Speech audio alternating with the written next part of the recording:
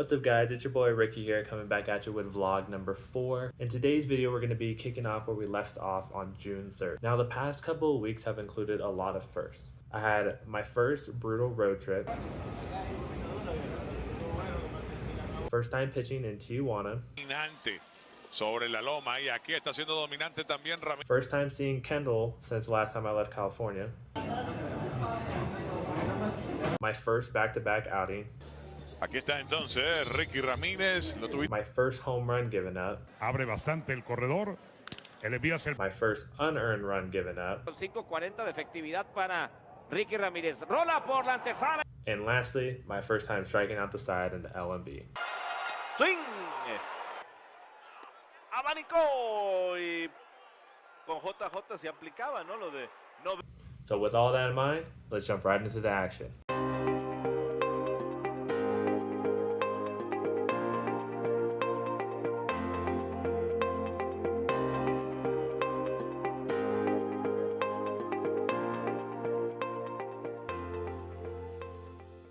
Alright, so this 6-game road trip started with a late night trip from Villahermosa to Monterrey, followed by a 3-hour bus ride to Nuevo Laredo, getting us in at about 6 a.m. The cool thing about playing the Tecos de los Dorados is that you actually play at 2 stadiums, the first being in Nuevo Laredo, Mexico, and the second being in Laredo, Texas, hence the name Dos Laredos. Now, in order to play at both of these stadiums, we are required to cross the border, as you just saw. Every series played against the Tecos features 2 games at one stadium and 1 at the other.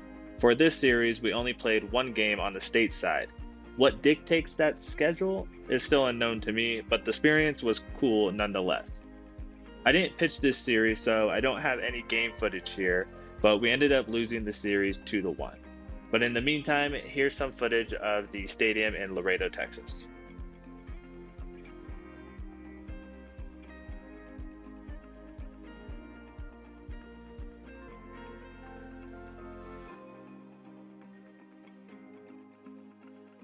Now, remember that brutal road trip I was talking about? It wasn't just the first part of this trip.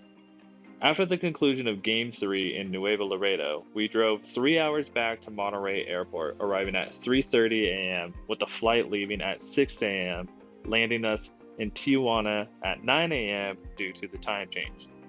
Luckily, I had Game 1 off as well, but the travel fatigue was still there on Saturday when I made my first appearance back in Tijuana. Alright guys, so my first appearance back in TJ was on Saturday, June 8th. I entered in the bottom of the 8th inning, down by 3 runs, and the first person up was actually a good buddy of mine with my time in TJ, and that was Nick Williams. He is unfortunately having a tough start to the season, so the plan of attack here was pretty much just to set up to bury something in the dirt. What I mean by that is basically set him up away or inside with fastballs, depending on how that bat folds out. But for this instance, I missed a fastball low and away, or low and inside, and then I immediately come back with the backdoor slider, and I followed that up with a backdoor cutter as well. So as you see with the cutter coming up, he gets a little frustrated. I'm not too sure if that's frustration from the umpire call or frustration that he kind of gave up on the pitch thinking that it wasn't going to be a strike, and it just kind of nicked that corner there. So for here, although I missed low and inside with that fastball early in the count, I want him to think that I'm coming back in, and the only thing that I'm coming back in is with this fastball. So this ball starts off the plate to begin with, but I think he just committed on the fastball, thinking that it was going to tail a little bit back in and run into his barrel. As you see in the replay here, it was never close to the plate. When you're up in the count like I was, sometimes you can just take that risk of not giving them anything to hit. Even if he doesn't swing at it, you're still in a good position in the count. You're still even, and you got a couple more pitches to work with. So there was just a good executed game plan with the catcher and I on the same page, didn't shake off or anything. And next up, we have Trace Barrera. I played briefly with him in spring training, and just from my knowledge and what I saw, I thought that I can kind of attack him with heaters up in the zone, middle of the zone, and here we executed this at bat perfectly, and somehow he honestly just kind of stayed alive. I just got to tip my cap to the at bat, the entire at bat. That's a perfect fastball, outside corner, perfect slider, a ball off the plate. Sets up perfectly for this tunnel to go up in the zone, which I want to do. And I go up on him, and that's a good 2 balls above the zone. So good for him getting that barrel to the ball. But from the earlier pitches in the at bat, I thought I can just go right back to that outer half, work off the tunnel that I already worked off. He already swung at a slower slider, so I thought I could just, go with a cutter in the same exact tunnel. Why he took this pitch, I have no idea. It looked exactly like a fastball. If that's a fastball there, he's frozen. So with that knowledge, I was like, okay, well, if he knows that he would have gone frozen, then maybe I could just try to throw the cutter again and kind of keep him guessing. I end up missing the cutter up and in. That's on me. Just a bad wasted pitch there. But like I said in the previous at bat, it's okay sometimes to have that wasted pitch as long as you execute the next one. So we're even in the count now. Still have that whole outer half tunnel available. And so we just go right back to the fastball, which may have gotten him out 2 pitches earlier if he would have thrown it. And we get a nice weak ground ball to shortstop. So the next batter we got going up is Harold Castro. Same thing. He's a new addition to the team here. Very good bat to ball skills. And I just kind of wanted to get ahead in the account early and just kind of make him get himself out. So I was a little frustrated. You can see my body language here that I wasn't happy with missing the cutter up and away to him. And then I followed up and pretty much throw the same exact pitch. Luckily, I get the call there. Shouldn't have been a strike. And this next pitch, I'm more frustration. I'm really trying to get this cutter up and in on him after missing 3 cutters going back to the previous at bat as well, all in the same spot. So luckily, this ball goes right into his wheelhouse and he doesn't do much damage with it because he's not really a power guy. I think he had 1 homer on the year beforehand. And so, yeah, got away with 1. Luckily, he has no pop. Got out of that inning. After the game, I actually crossed the border and stayed the night in San Diego to see Kendall for the first time in 3 weeks. Unfortunately, I was only with her for about 12 hours before I had to be at the field the next day for a midday game. We ate breakfast, got Starbucks, walked around the streets of San Diego, and then headed to the Westfield Mall in Chula Vista to waste some time and check out a comic shop and buy unnecessary nerd stuff like this sick Tomb Raider comic book. Kendall then dropped me off back at the border. I crossed through the border as you guys are seeing. If you guys are curious of what that looks like, you literally just go up a ramp, go through the turnstiles. You're going to see customs right in front of you. Can't show you that because of security. And then you get dropped off on the other side and boom, you're in Mexico. Usually on Sundays when we report to the field, it's going to be more of your travel ball show and go style stretch. You're pretty much going to just show up to the field. Hitters are going to hit in the cages. Pitchers are going to play catch on the field. And then about an hour's left before the game actually starts. Sometimes even only 30 minutes. So lucky for you guys, I was able to walk around the concourse a little bit before the game started while most of the fans were already in the stadium. So with that being said, here's a little insight of what Tijuana Stadium looks like.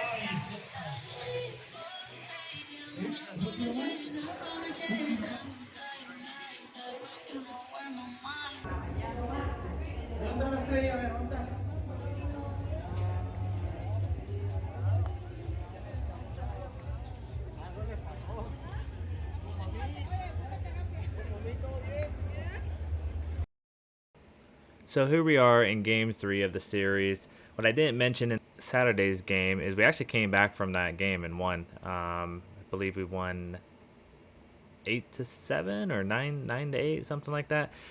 Here, unfortunately, we ended up losing this game. I didn't really want to do a voiceover for this one because I kind of wanted to give props to the announcers here and give you guys some more sights and sounds of what the games are like in Mexico. Hacer su carrera en esta liga. Ahí está Ramírez enfrentando a Derlín. Ayer lo enfrentó y aquí lo está dominando con un batazo elevado por la primera. Boyd al lado de la base, la toma en zona buena y así cayó el primer out. Dominado Derlín el día de hoy de 3-1 ahora con este elevado atrapado por el primera base. ¿Quién viene a batear? Nico Vázquez. Tiene los Toros al frente con su cuadrangular del primer capítulo, 3-0. Y después vino una carrerita más en el cuarto, pero con ese batazo los Toros están comandando el encuentro. Ahora mismo de 2-1 para Nico Vázquez. Jonroneó ayer, jonroneó hoy. Aquí viene el lanzamiento, es bajito para el señor. Bien dada a las manos de Peguero. Le dio con autoridad esa línea el 7. Nico Vázquez sacando un rodado, el segunda base ataca al frente, toma la bola, da un par de pasos, suelta el inicial, 43 la ruta, cayó el segundo out. Va ganando Monclova 4-0 a Bravos de Leas. Aquí viene Ramírez hacia el plato, adentro. En esta campaña, pana, pero sí, se le ve más enfocado, creo que ya entendiendo de qué se trata el béisbol mexicano. Y bueno, ahora con este reto de más extranjeros, mayor nivel, el muchacho no ha desentonado. Sin duda, y aquí está soltando hacia el plato y una línea, cuidado con las costillas. Uf. Cali.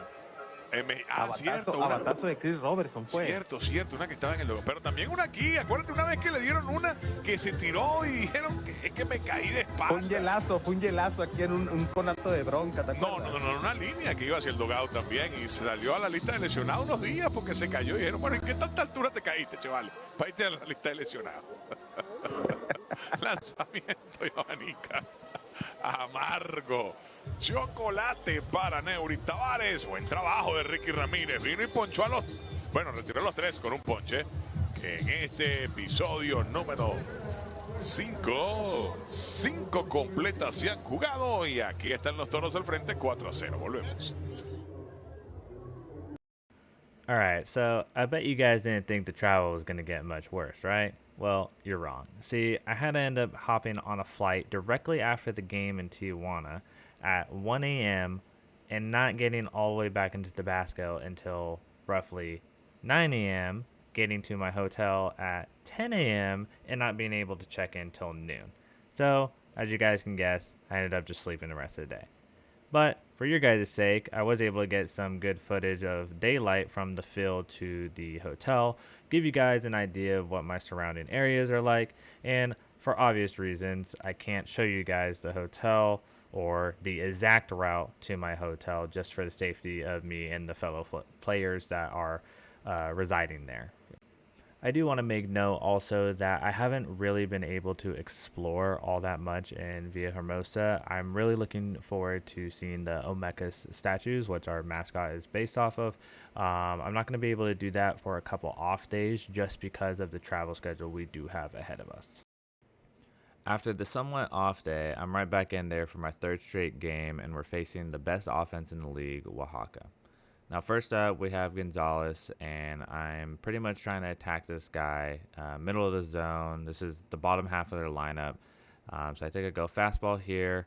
And as you can see, based off that first pitch, I already have a lot more sink to the ball. That's going to happen when we get into humidity.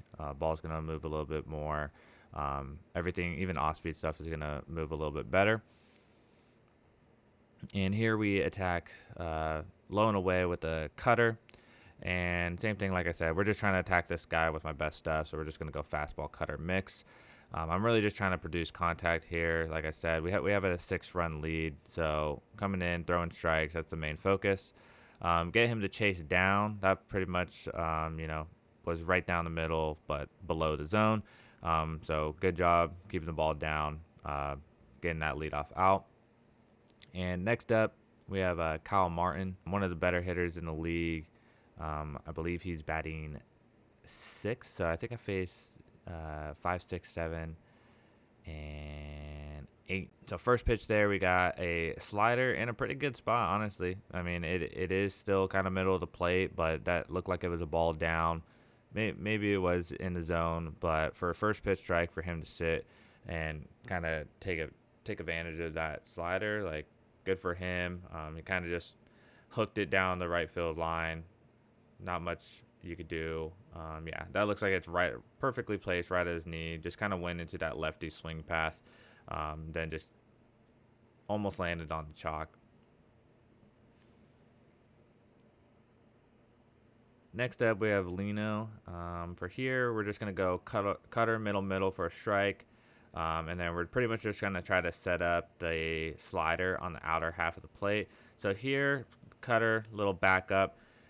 And as you can see, the stuff's not maybe as sharp as I want it to be. I think this is a little bit more of fatigue after the travel day, after going back to back, now in 3 straight games, after having 5 days off. But the most important thing that, for myself, that I'm happy that I've been able to do is just continuously pound the zone. It hasn't really mattered how I felt. I've been able to find ways to just stay in the zone, and then do my best to try to get those strikeouts when the opportunities are there. So here we set up that fastball cutter mix, and then just throw that slider. Starts right on the corner and then just fades off. And that slider for me so far this season has been more of a speed change. It's not like analytically, it's probably not going to look anything flashy, but it tunnels really well with my cutter. It pretty much has the same exact spin as my cutter.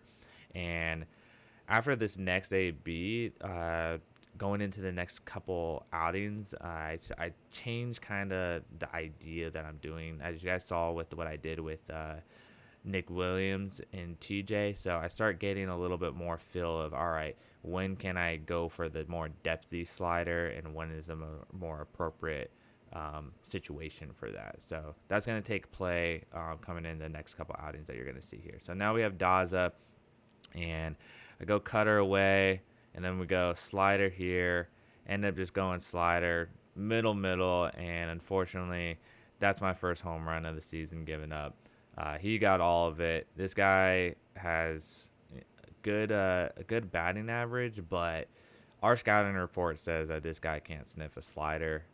Funny thing is, after the inning, my catcher, Roy Morales, comes up to me and he's like, "Hey man, I'm sorry about that one. That one's on me. It says he can't hit sliders. I just thought that was a pitch to go." And I'm like, dude, like. Yeah, I read the same scouting report, but anybody's going to be able to hit a slider middle. I mean, you literally can't throw a pitch more hitter friendly than that one. So I just told him, I said, don't you dare take the blame on that one. That one's me not executing. Now, with that being said, it always sucks to give up home runs, but we did have a 6-run lead, and my job, like I said, is to come in here and just pound the zone. The most important thing here is to not let that affect me moving forward and just keep attacking the next hitter up. So now we have, I believe we have Urania up here. And I go right back to that slider, virtually in the same exact spot. 2 pitches in a row. And then this third pitch, now I'm up 0-2.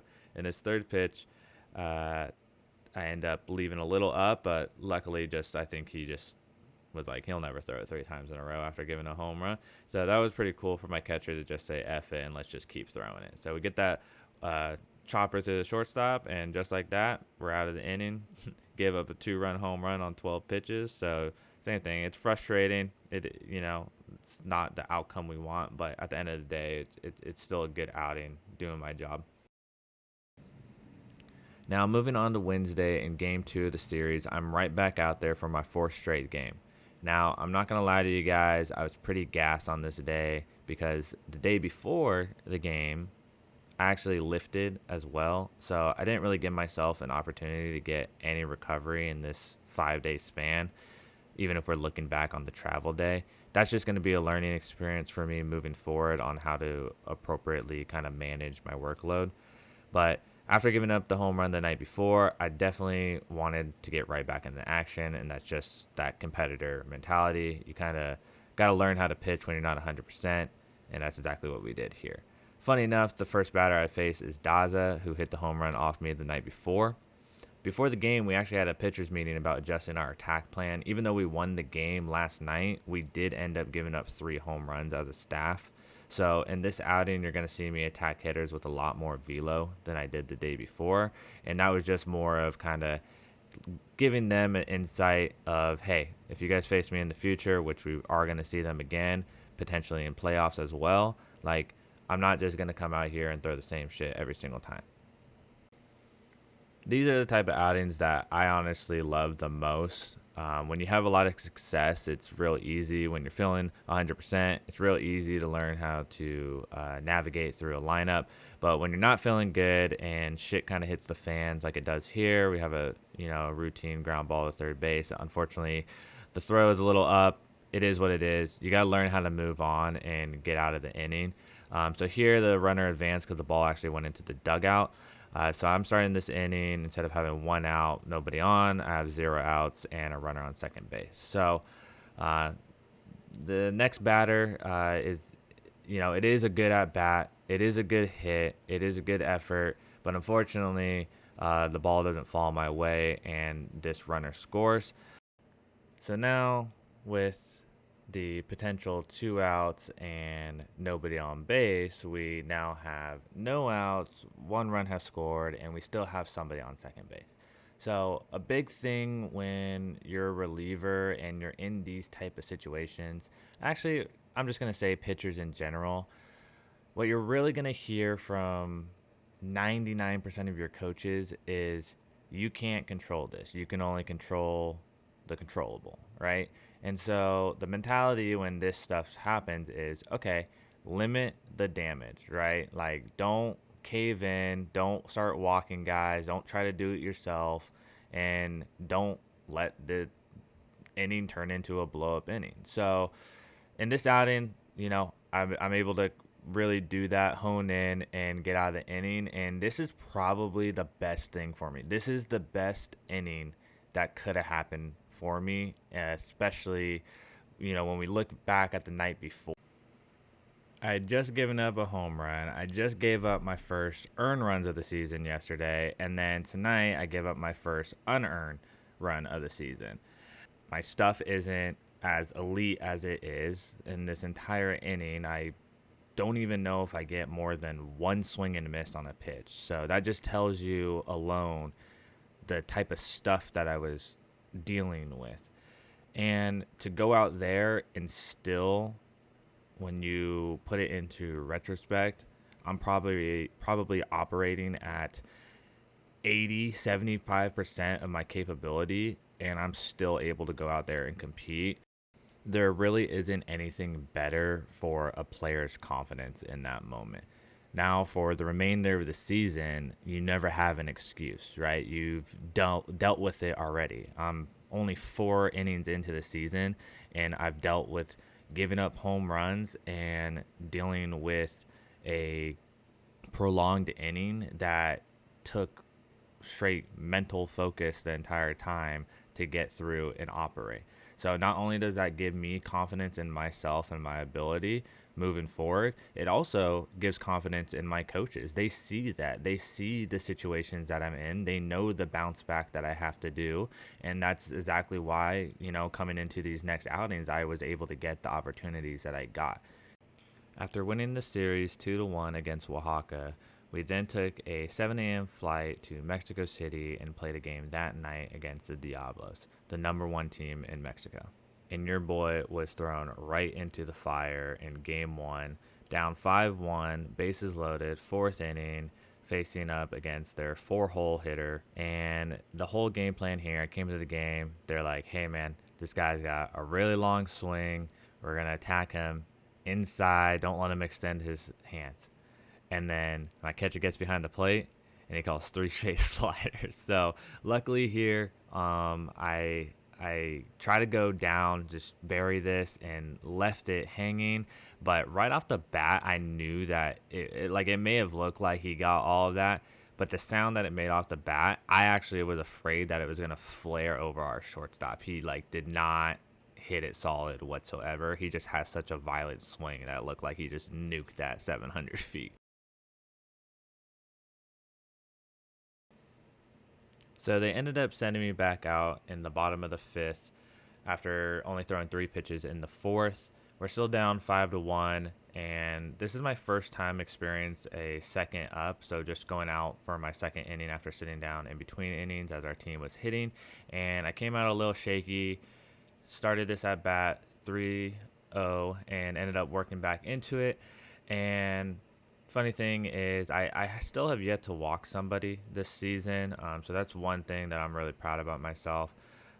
As much as I want to do a breakdown on all these at-bats, I'm not going to lie to you guys. This is a really, really special moment for me. It really validates all the hard work that I've put in for the last couple of months and all the hardships that I've had to deal with. And so I really appreciate it if you guys can just watch this inning for all its entirety. Listen to the crowd, listen to the environment. You know, we got probably 13,000 people, 15,000 people in the stands. And for me to go out there in this type of environment and compete and perform and have success, it's everything that I live for. It's everything that I strive to be, and it's everything that I will continue to work on moving forward. So I hope you guys can enjoy this and just be immersed in the moment like I was.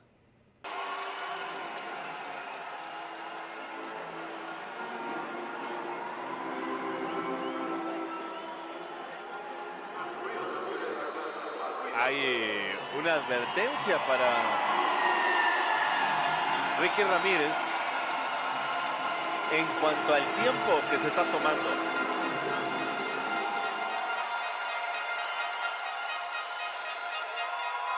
Abarica Julián el segundo strike. ¿Cómo quedó la efectividad de Trevor Bauer después de colgar el 0? 1.55. Empezó con 1.53. Se llenó la cuenta para Julián Ornelas. Hoy los Diablos enfundados en ese uniforme durazno. Swing. Y ya se ponchó Julián. Es el primer ponche para Rickey Ramírez. Hay un out. Y viene Moy Gutiérrez.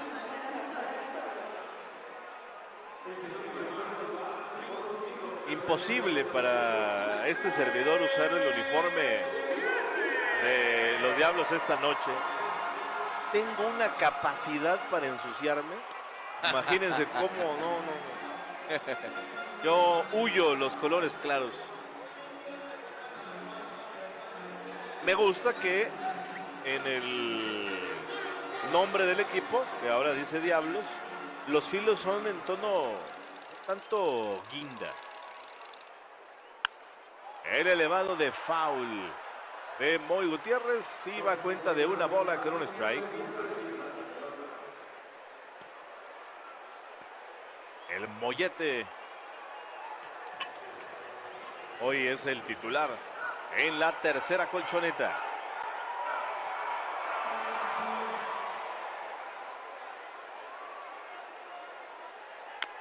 El rodado de foul.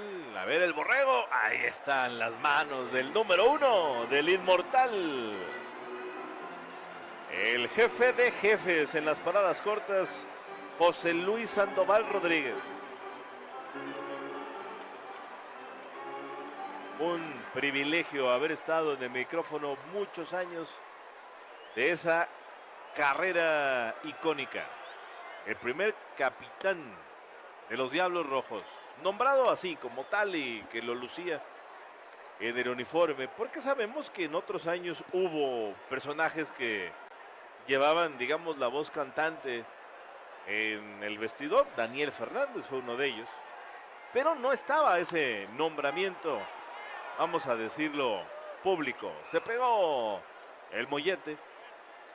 De cualquier manera tomó la pelota por primera Luke Boyd. Allá va el médico brujo Reiner de Minatitlán que tienen los Diablos. Ahí está el momento en el que le golpeó Moy. Ha ido y ha venido a los Diablos, Johnny. Ya es parte de la colección.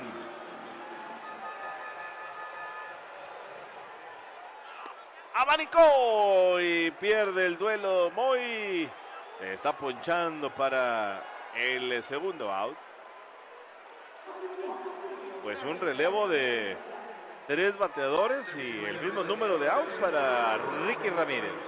Buen relevo del derecho californiano, viene Ramón Flores. Y bueno, con José Luis Sandoval, algo que también aplica mucho. Siempre hablamos de su tremenda defensiva, pero tiene récords en la organización evidentemente para Diablos, de si no es el líder, es el segundo, tercero. Fue de los que de pronto en un momento del béisbol mexicano, ahora ya no, en los cuales el parador en corto para nada se veían sus números ofensivos. Y José Luis, a partir de que debuta a principios de los 90, empieza a hacer ese shortstop de gran guante, pero además muy bateador. Parador en corto de poder. Como hubo shortstops que pues en esa época tenían un gran nivel. En Monterrey siempre tuvieron la polémica de Remigio Díaz o José Luis Sandoval, por ejemplo. Claro, cuando viene el segundo strike para el llanero venezolano, el de Barinas, Ramón Flores.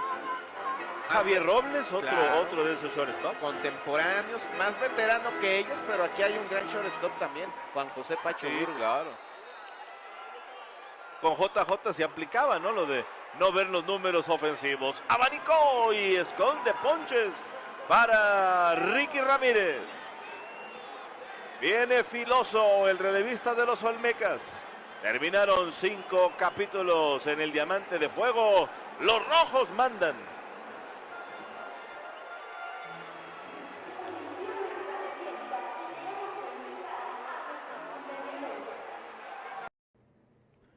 So there you have it. There was a lot of firsts that happened this past 2 weeks in my time in Mexico, but I almost forgot about one more. I got my first career win in the LMB in one of the most electrifying games of the season. So, let's break it down. This game was an absolute grueler. There were several home runs hit, and every time we scored, they answered back. Up until the 8th inning, where we upped the intensity and emotions were fired up. We find ourselves in an 8-8 ball game with runners on second and third with ex-MLB setup man Spencer Patton on the mound. Let's see how he gets out of this jam. Vamos a corroborar, pero este pudiera ser el segundo juego ya de 4 robos en la campaña para los Diablos. Vamos a corroborar. Si es criterio del anotador. Sí, pero tiene probabilidad de darle el robo porque es un juego cerrado. 3 y 2, cuenta llena, hay 2 outs. Barton contra Sepúlveda, ponche sin tirarle. Se ajustó el cinturón, Patton. Engañó a Sepúlveda, que no hizo swing. Y se quedan 2 Diablos en los senderos. 8 entradas no han sido suficientes. Los Olmecas tienen lo mismo que los Diablos después de 8 completas. Vamos a una pausa y regresamos.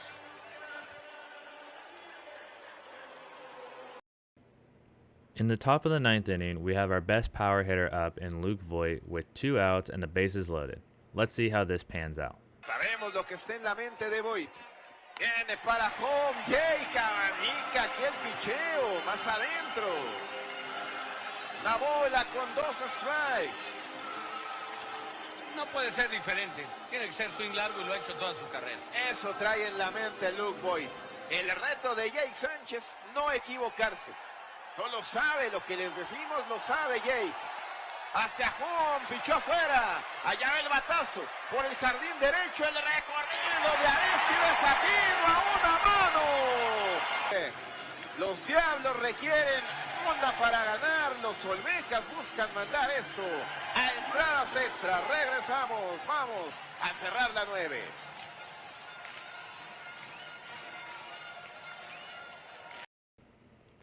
With their pitcher getting out of that mess, the momentum swings back into their favor heading into the bottom of the 9th inning. And that's when I come in against the heart of their lineup, 3, 4, and 5-hole hitters.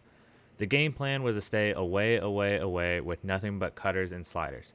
I have one job here, get us back into the dugout with a chance to win the game.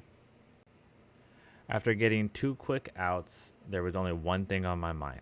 If I get out of this, we need the momentum to swing back in our favor, and what better way to do that than to go absolutely berserk and let everybody in the stadium know that I'm here and we're winning this game right now.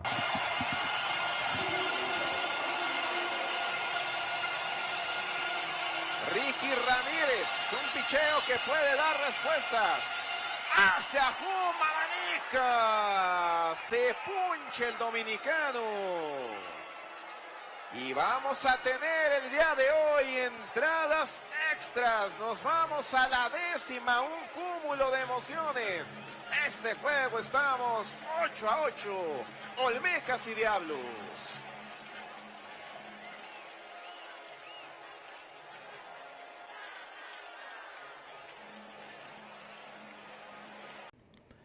As exciting as that was, the game isn't finished just yet. I did my job by giving us a chance to win the game in extra innings and ignite yet another spark of electricity. But now it's time for our lineup to go to work. We find ourselves with the bases loaded again, and this time, my catcher, Roy Morales, comes through with a clutch base hit to give us the lead and hand the game over to our closer, Fernando Salas. Mecas de Tabasco pide el ponche, 0-2. Se abre el receptor, swing, strike y se acabó. 4 horas 17 minutos para un partido de época, de epopeya, épico, con controversias, con expulsiones, con errores mentales, pero finalmente con un sabor de gran pelota que se vive en la Liga Mexicana de Béisbol y con el triunfo de los Olmecas, que con esto yo... Alright, that's going to do it for this vlog. I just want to take this time to thank everybody for the support since I've arrived here in Mexico. Thank you again for the Olmecas for giving me this opportunity to continue playing the game that I love. Thank you to all you guys on the support here on the channel and over on Instagram. Above everything else, thank you to my family and my beautiful fiance Kendall for helping me through this journey day in and day out. If you guys have been enjoying this content, make sure to hit that like button, subscribe if you haven't already, and share with some friends and family. Until next time, I'll catch you guys in the next one. It's the beginning and the end. It is abstract. I am the Leviathan. This starts with a violent end. It's Clash of the Titans, then the sky collapsing. I relax the abstract. Nah, motherfucker, when I silence them. Tune it back, I'm soon to snap and view you. Rap humans as stupid bastards. Actually useless cats and moving past you. Soon you'll be doomed to act. I learned the truth is false, so burn the few that learned it too, then walk home.